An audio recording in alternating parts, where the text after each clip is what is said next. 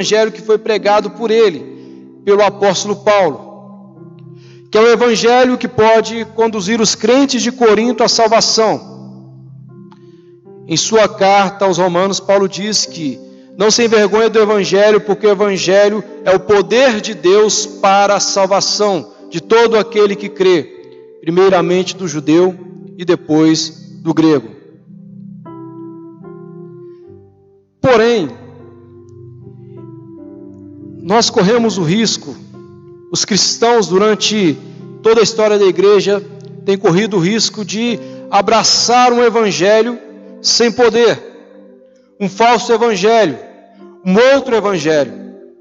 Paulo, quando escreve aos Gálatas, ele diz sobre um outro evangelho, capítulo 1, versículo 7, e no versículo 8 ele diz: se nós mesmos, ou ainda um anjo vindo do céu, vos anunciar o evangelho que vá além deste, seja anátema. Irmãos, eu trabalho como office boy, e como tal eu faço serviço de rua. Eu faço cobrança, entrego boletos, eu recebo e eu faço serviço de banco, serviços bancários. Houve uma ocasião em que eu fui a uma agência bancária realizar um depósito. Eu entreguei para a moça do caixa a quantia que estava comigo. Ela conferiu o valor e ela disse para mim: esta nota é falsa. Era uma nota de R$20. E eu fiquei muito chateado, porque eu não soube distinguir a nota falsa da nota verdadeira. Aquela moça que estava no caixa prontamente viu a diferença. Por quê? Porque ela conhecia a nota verdadeira. E para conhecer uma nota verdadeira é preciso conhecer quais são as características da nota verdadeira. Havia algumas coisas que devem existir numa nota verdadeira, na nota que tem valor, que não existia naquela nota falsa. Imagine a decepção de muitas pessoas, uma nota de R$100 talvez, recebe essa nota e tentam passar essa nota avante e descobrem que essa nota não tem valor nenhum, porque elas não souberam a diferença entre a nota verdadeira e a nota falsa. Por isso muitas pessoas recebem uma nota sem valor nenhum.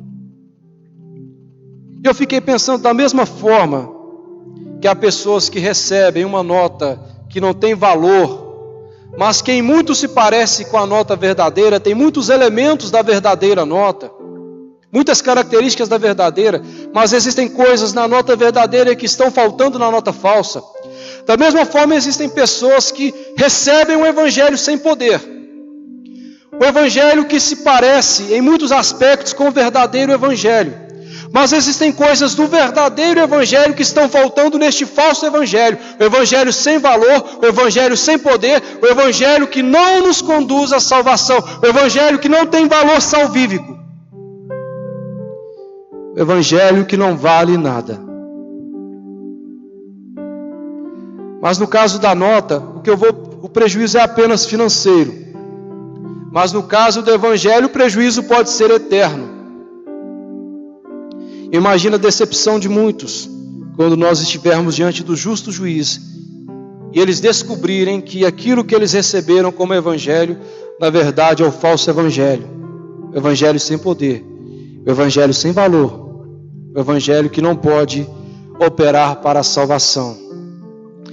Esses dias se fala muito sobre coronavírus. Há um certo medo, um pânico, uma desesperança geral tomando conta de muitas pessoas. Eu pude acompanhar um fato que, ao primeiro momento que eu vi aquele fato, eu queria acreditar que aquilo era uma piada de mau gosto, mas não era. Eu queria acreditar que aquilo era um trote, uma pegadinha, mas não era. Alguém teve a audácia, a coragem de oferecer álcool ungido, dizendo, mediante uma oferta de R$500, você pode levar para casa esse álcool ungido para você não contrair o coronavírus, para você se precaver desse coronavírus. Que é isso? Nota falsa. Evangelho sem valor. Não tem valor nenhum. pessoas que aproveitam a boa fé de outros, o medo de outros, para enganá-los. E Paulo, então, aqui nesta primeira carta, ele se dirige aos crentes de Corinto para tratar deste assunto tão importante, porque existem elementos do verdadeiro evangelho, e Paulo afirma quais são esses elementos aqui. Observe aqui o versículo 1, ele diz: ora, irmão, desejo lembrar-vos o evangelho que já vos tenho anunciado, o qual recebestes e no qual permaneceis, pelo qual também sois salvos. Paulo dizendo: o evangelho que eu anunciei para vocês, que eu entreguei para vocês, poderá salvar vocês. Esse é o verdadeiro evangelho. Se é que o retendes como vô-lo anunciei. Existe uma condição: esse evangelho poderá conduzir vocês à salvação, se vocês mantê-lo como eu anunciei para vocês. Se não é que vocês estão crendo em vão. E Paulo então começa a descrever alguns elementos, algumas características que não podem faltar no verdadeiro evangelho. Como eu disse, para conhecer uma nota verdadeira, é preciso conhecer as características desta nota. Para conhecer o verdadeiro evangelho, é preciso conhecer alguns elementos que não podem faltar no verdadeiro evangelho. E Paulo aqui no versículo 3 e 4 nos aponta alguns destes elementos. Versículo 3, primeiro elemento, ele diz: antes de tudo vos entreguei o que também recebi, que Cristo morreu por nossos pecados. Primeira característica do verdadeiro evangelho: ele nos apresenta um Salvador, alguém que morreu pelos nossos pecados. Por que isso é importante? Irmãos, Jesus é uma das figuras mais conhecidas no mundo todo.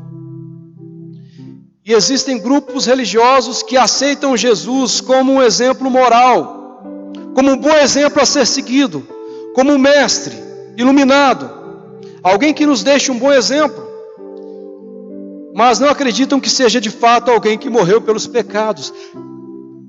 Existem grupos que ensinam salvação pelos próprios méritos, pelas próprias obras, e não pelo sacrifício de Cristo. E o verdadeiro evangelho apresenta alguém que morreu por nós, alguém que foi pendurado na cruz do madeiro, que sofreu com a coroa de espinhos, que foi açoitado, que foi esbofeteado, que teve os pés e mãos atravessados pelos cravos, não apenas para dar um exemplo de conduta, mas para nos redimir, nos resgatar e nos salvar dos nossos pecados. Alguém que tomou sobre si o castigo que nós merecíamos. E o profeta Isaías diz que o castigo que nos trouxe a paz estava sobre ele. Cristo morreu por mim, Cristo morreu por você.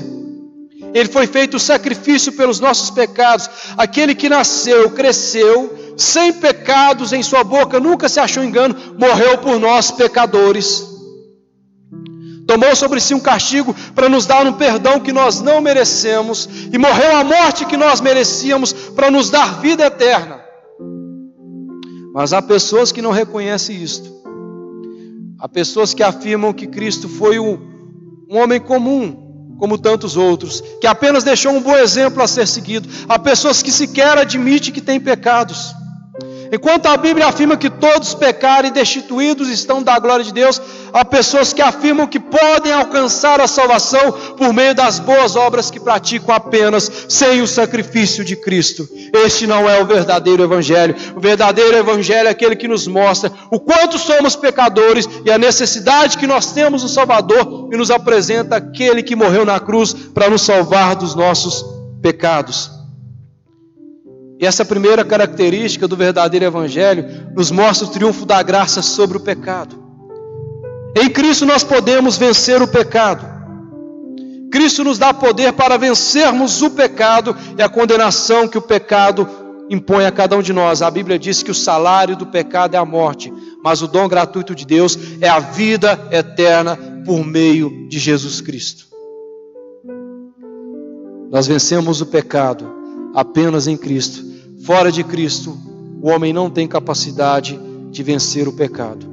Mas em Cristo, pela graça de Deus, nós somos triunfantes sobre o pecado e sobre a condenação do pecado. Mas uma segunda característica do verdadeiro evangelho: olha o que o apóstolo Paulo diz: entreguei o que também recebi. Aquilo que eu recebi, eu estou entregando para vocês. Cristo morreu por nossos pecados, segundo as Escrituras. E versículo 3, ele foi sepultado e ressurgiu ao terceiro dia, segundo as Escrituras. Sabe o que Paulo está dizendo? Ele está dizendo o seguinte: este evangelho que eu estou pregando não é da minha própria cabeça, não é invenção minha, não é o que eu acho, não é o que eu penso que seja, não é o que eu gostaria que fosse. Ele é segundo as Escrituras. A nossa fé, a fé cristã, é uma fé que tem base nas Sagradas Escrituras. Nós sabemos que existem várias confissões religiosas mundo afora, e cada confissão religiosa deve ter sua base de fé. A base de fé de alguns é a experiência, a de outros é algum outro mestre, qualquer que seja. A fé é depositada em homens comuns, mas essa fé está depositada no Filho de Deus, que nos é apresentado conforme as Escrituras. É importante nesses dias nós examinarmos as Escrituras, porque eu pude observar também que durante essa crise de pandemia de coronavírus, diante desse medo, dessa desesperança que muitos têm nutrido, eu vejo muitas pessoas afirmando coisas que não têm base escriturística, e às vezes retirando versículos de seus contextos para afirmar coisas que as Escrituras não estão afirmando. Eu me lembro de Satanás tentando a Jesus no deserto. Jesus acabara de ser batizado por João Batista no Rio Jordão. Ouviu-se uma voz no céu que dizia: este é o meu filho amado, em quem eu me comprazo. Aí, de acordo com o relato de Mateus, Jesus vai para o deserto, ele será tentado no deserto, ele jejua 40 dias, ao término dos 40 dias ele sente fome, e Satanás então disse: tu és o Filho de Deus, transforma estas pedras em pães. Então observe que Satanás deseja levar Cristo a duvidar da palavra proferida pelo Pai, porque o Pai disse: este é o meu Filho amado, em quem eu me comprazo. Satanás quer colocar isso em dúvida: se tu és o Filho de Deus. Por quê? Sabe o que Satanás estava dizendo? O Filho de Deus não deve passar as privações que você está passando. O Filho de Deus não deve sentir tanta fome como você está sentindo. O Filho de Deus não deve sofrer tanto como você está sofrendo. Se você é de fato Filho de Deus, transforma as pedras em pães. Prova, e vamos fazer as provas dos 9 aí, se você é mesmo Filho de Deus. Jesus responde com as Escrituras. Ele diz: ele diz: está escrito, não só de pão viverá o homem, mas de toda palavra que procede da boca do Senhor. Satanás não desistiu de primeira, ele parte para outra tentativa. Aí ele vai tirar um versículo do seu contexto. Ele pega um versículo do Salmo 91 e tira fora do contexto. Se tu és o Filho de Deus, e leva Jesus para o alto do penáculo, do cenáculo, ponto mais alto de Jerusalém. Se tu és o Filho de Deus, lança-te daí abaixo, porque está escrito. Já que você resistiu com as Escrituras, agora eu uso as Escrituras. Se você é o Filho de Deus, lança-te daí abaixo, está escrito: aos teus anjos dará ordem a teu respeito, para que não tropeces numa pedra. Ele usa um trecho do Salmo 91. Está na Bíblia. Pode ir, vai, é Escritura, é palavra de Deus, pode pular, não vai acontecer nada. Jesus então responde: também está escrito, não tentarás o Senhor teu Deus. Há muitas pessoas que retiram versículos do seu contexto e, semelhante ao adversário, começam a dar aplicações erradas para estes versículos, induzindo muitos crentes ao erro e ao engano. E nesses dias de coronavírus, irmãos, é importante nós observarmos o seguinte: confiança em Deus, fé em Deus, não é o mesmo que imprudência e falta de vigilância. Há pessoas que teimam em dizer: eu confio em Deus, eu tenho fé em Deus, e não se tomam as precauções devidas. Estão colocando Deus à prova, estão tentando a Deus. Nós estamos hoje aqui transmitindo pela internet, porque nós temos restrições para reuniões públicas. Mas há pessoas que talvez não observam essas restrições, não dão a mínima para isso, e jogam o nome disso, dizem que isso é confiança em Deus. Fé em Deus não é de forma alguma. Fé em Deus não é a mesma coisa que imprudência e falta de vigilância. Mas por outro lado, nós não devemos ter medo também. A Bíblia diz que o perfeito amor lança fora todo medo, porque em Cristo nós recebemos graça para vencer o medo. Um terceiro elemento que deve ter no verdadeiro evangelho, ele diz: foi sepultado e ressurgiu ao terceiro dia. Ressurreição.